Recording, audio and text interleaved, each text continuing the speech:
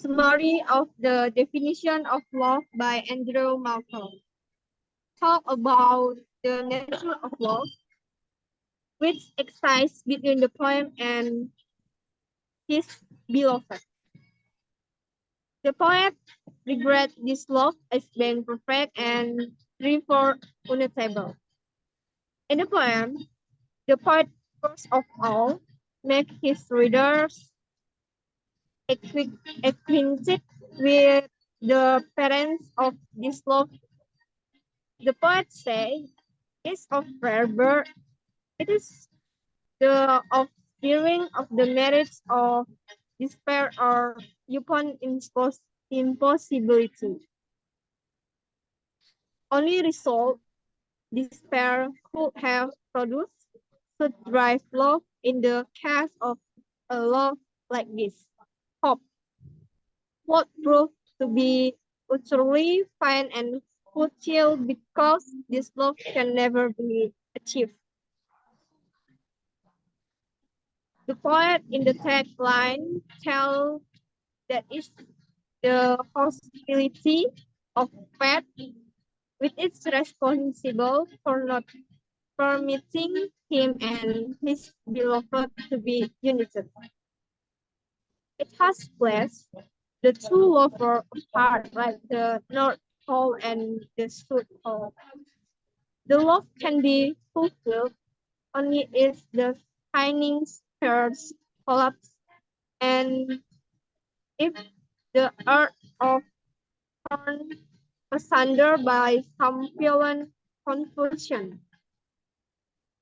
For the inability to compose to be his beloved,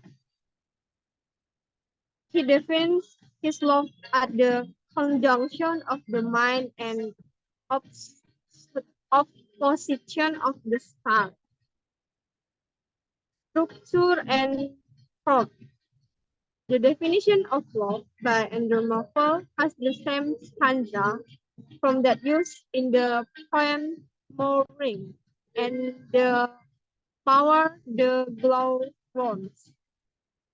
Each line of the poem is octosyllabic and constitutes an iambic tetrameter.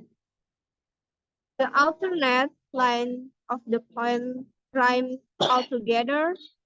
It is not a glib measure, and other poems are noticeability.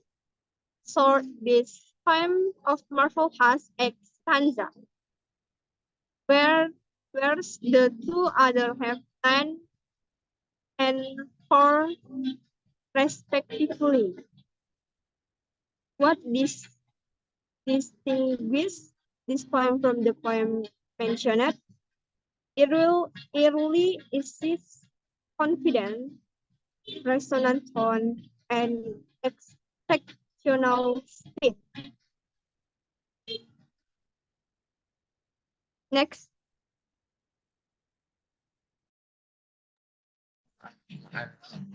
Terms of from the definition of love by Andrew Marvel concerns several times, and the most important them of the poem is a love, and the poet describes the character of his love for his beloved, and according to the poet, this love is a perfect and then therefore unattainable.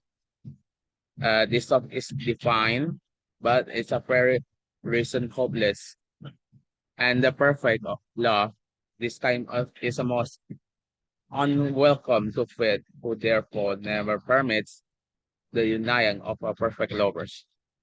And this kind of a perfect love can mean only spiritual union, but never a physical one.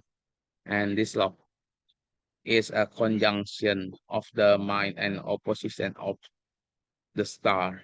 And another important theme of this poem is a sadness.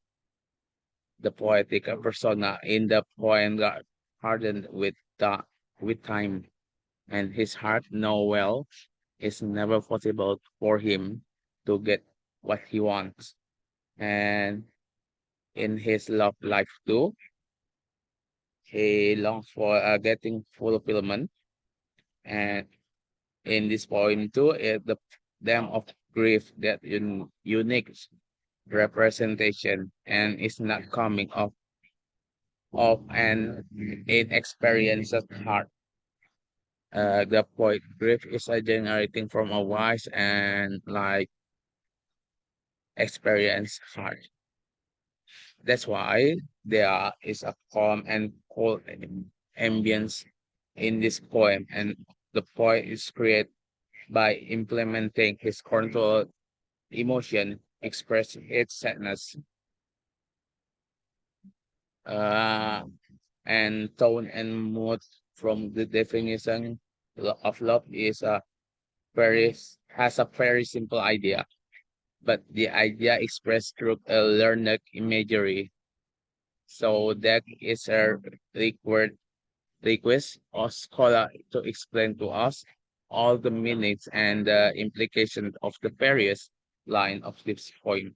However, some of the line make a direct appeal to us because of their sheer simplicity. Like for example, the psychology of despair in the second stanza corresponds closely to the human experience. And likewise, the third and the fourth stanza are a like a very easy to understand because our readers are acquainted with the concept of hostile fate and the antagonist in the poet's love story is a fate which never allow perfect lovers to be united. Although the love described in this poem is a perfect and therefore ideal, and the poem is a depressing one to read, and there is neither any notes of a full exaltation nor any feeling of a triumph, and in the known fulfillment of this poet desire. At most, uh, readers have a feeling to subdued contentment with the non-fulfillment of love. The repeated emphasis on malice of fate is a very pessimistic, hence like the prevailing mood of the poem is one of despondency, notwithstanding the feeling of calm contentment at the end. Next, Ahmad Bintang. Okay, I will continue. The theme, imaginary and metaphysical, consists in the poem. The poem, The Definition of Love by Andrew Marvell, describes the character of the poet beloved for his beloved. This love, says the poet, is perfect and therefore unattainable. This love is divine, but for that reason, hopeless. The perfect love is this kind is the most unwelcome to fate who therefore never permits the union of perfect lovers. These kinds of perfect love can mean only a spiritual union but never physical one. This love is the conjunction of the mind and opposition of the stars. The poem contains a number of metaphysical conceits which can be best defined by line like begotten by despair upon impossibility. The idea here is that the poet love is unattainable, but in order to express this idea, the poet personifies despair and impossibility and imagines that his love was produced by their union. There is another use of conceit in the poem, and this is a more fantastic conceit than that the previously discussed. The poet said his love can be achieved only if three conditions are fulfilled. First, the spinning planet must collapse. The second, the earth should be torn asunder by some fresh convulsion. And third, the whole world should be projected and flattened into a planet. as these three conditions are possible to fulfill. Lovers cannot be united. Yet another conceit occurs in the stanza in which the poet compares the love between him and his beloved to parallel lines which can never meet, only oblique lines meet in all geometrical angles. And in the same way, only the passion of guilt or adulterous lovers can be satisfied. The two closing lines of the poem also contain a metaphysical conceit. The love, which binds the poet with his beloved, as a genius conjunction, and the difference is of the mind. The love that fades so and fiercely divorced, as a genius opposition and difference of the stars. They enter as allies, fate, opposition, and conjunction are antonyms, but not merely astronomical metaphors here, respective of the attendant stars, and notwithstanding the sustained astronomical imagery is stanzas P 5 and 6. The next is the tone and the matter. The poem, The Definition of Love by Andrew Marvell, a very simple idea, but that idea is expressed through the learned imaginary, so that it requires a scholar to explain to us all the meanings and the implication of the various lines of the definition of love. However, some lines make direct appeal to use because of their sheer simplicity. For example, the psychology of despair in the second stanza corresponds closely to the human experience likewise. The third and fourth stanzas are very easy to understand because because we are acquainted with the concept of the hostile fate. The violent, in the case of the fourth, love is the fate which never allows perfect lovers to be united.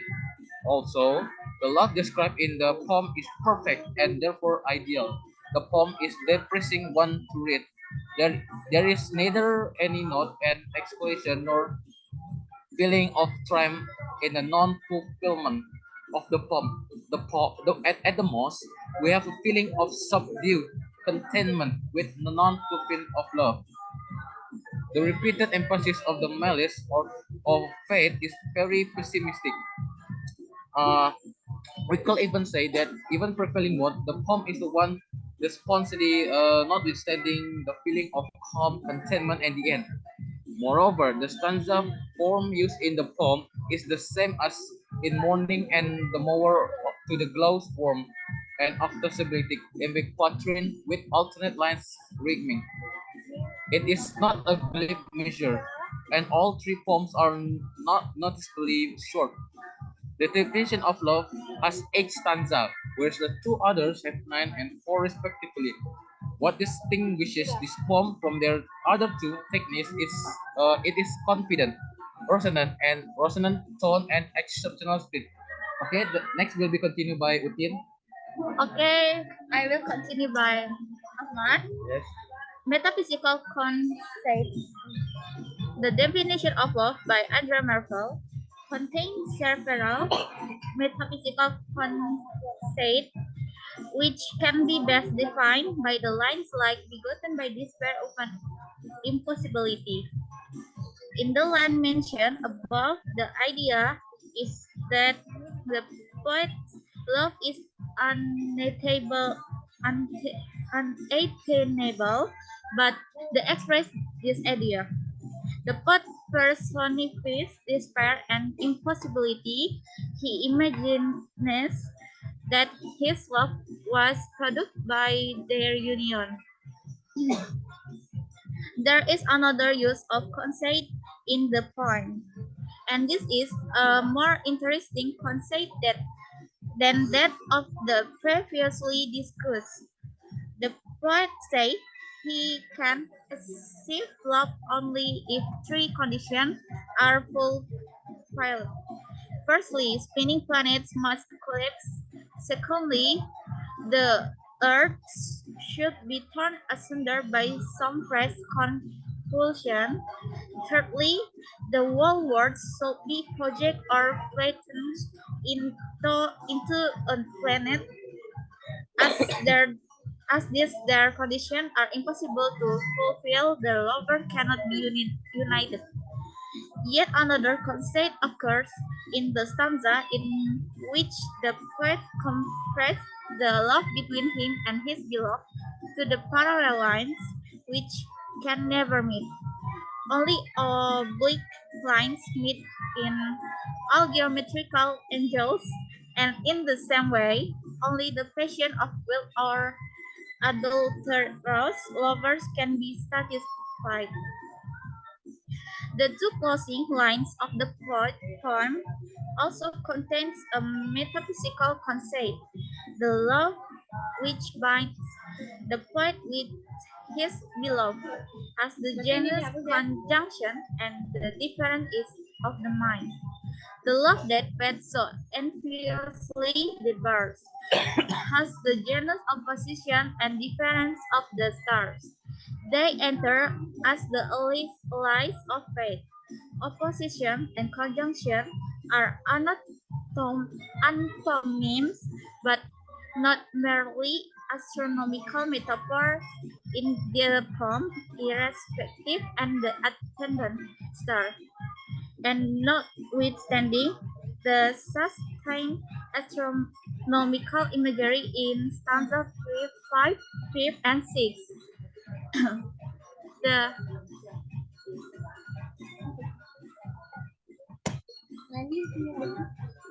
okay, and Uh, Next, we're gonna analyze this, the stanza in the poem. We will be discussed one by one, starting from Vanessa. Stanza. This can stanza. We will discussion. The first stanza will be discussed by Vanessa.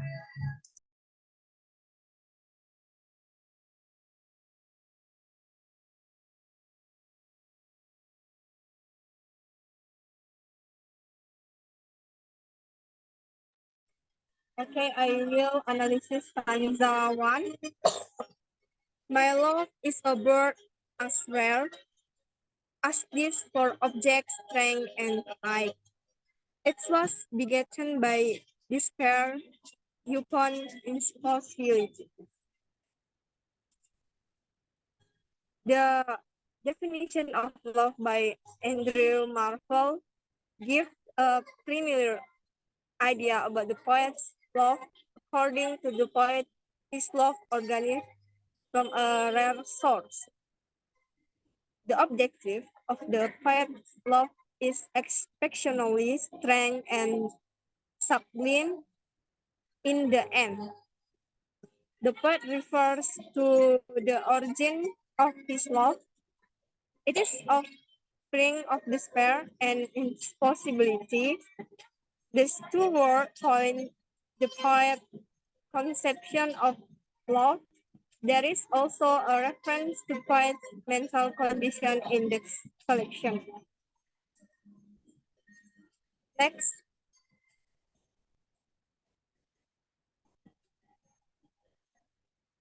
Next, stanza 2. Magnanimous despair alone, what show me so different a thing.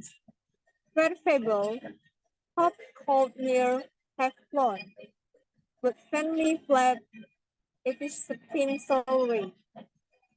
In the second stanza, the poet thinks that only magnanimous or a soul despair called reduce suits a double feeling as love in him.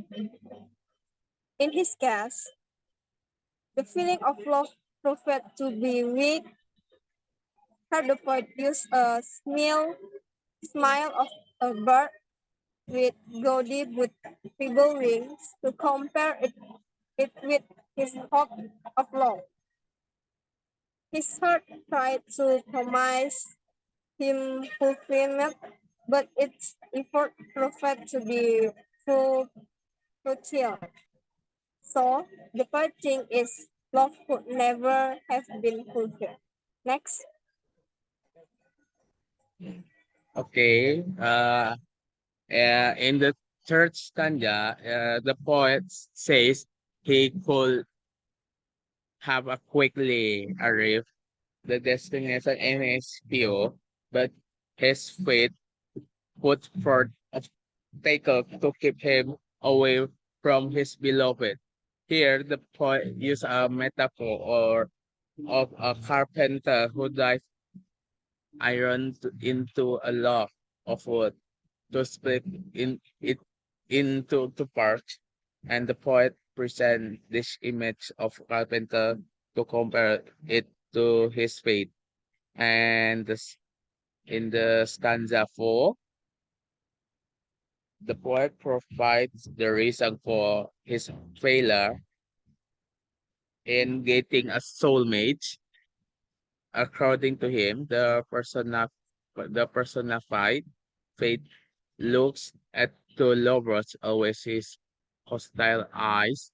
It does not let them unite. If the two perfect lovers like a poet and his beloved are in union, the bond will be disastrous for fate. A true love between two souls would set aside dictatorial authority. Next.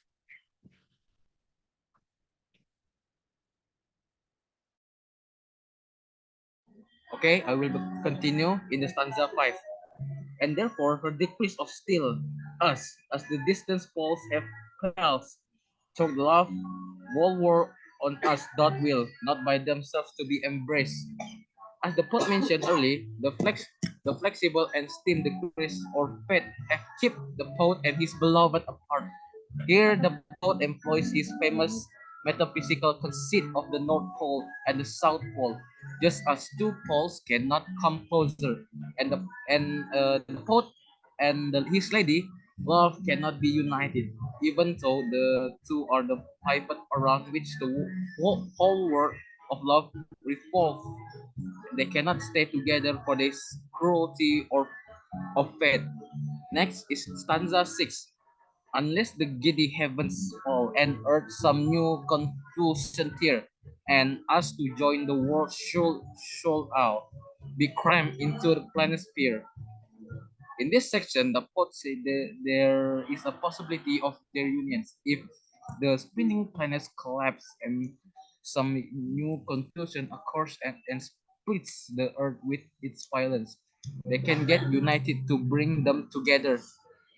The work must be crammed into the flat thickness and of a cartographer planisphere. It means that the whole world must be projected at or flattened into a plane to bring the two poles in one place. Next stanza will be continued by Utin.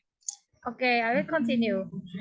The stanza seven as lines solo oblique may well themselves in every angel read, but ours so truly parallel, half infinite can never meet.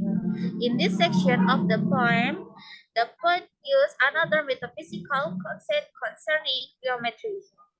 The poet say only oblique lines can meet each other in all geometric angles. Similarly, only two guilty lovers can meet each other, but the poet's love is pure.